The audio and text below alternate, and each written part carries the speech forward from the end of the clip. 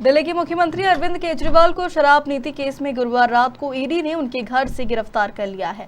वहीं सीएम केजरीवाल की गिरफ्तारी को लेकर जहां आम आदमी पार्टी कार्यकर्ताओं ने जमकर हंगामा किया, वहीं मध्य प्रदेश के मुख्यमंत्री डॉक्टर मोहन यादव ने कहा कि मुख्यमंत्री के रूप में जेल जाना ये बड़ा दुर्भाग्यपूर्ण है। आज तक कभी ऐसा समय नहीं आया है। पद का इतना मोह, लोभ केजरीवाल को शोभा नहीं देता है।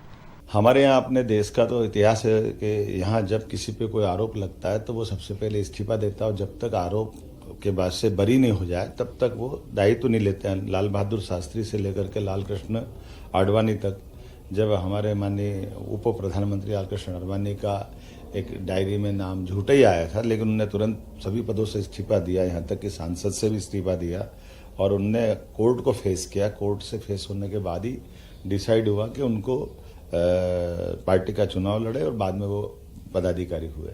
मैं मान के चलता हूं कि अपने लोकतंत्र में ये पहली जरूरत होती है कि अगर कोई उंगली उठ रही है और वो तो उस पार्टी को जिसके अपने दो मंत्री उनके इसी आरोप में बंद है जेल में, आज तक उनको कोर्ट से लगातार प्रयास करने के बाद हाई कोर्ट, सुप्रीम कोर्ट कहीं से जमानत नहीं मिली।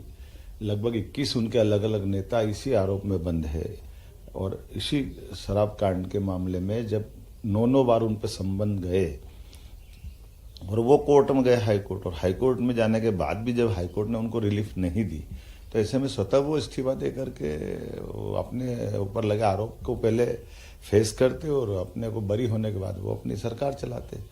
लेकिन मुख्यमंत्री के रूप में जेल में जाना ये बड़ा दुर्भाग्यपूर्ण है और ये जनता की भावना, लोकतंत्र के लिए, सबके लिए आज तक कभी ऐसा समय नहीं आया।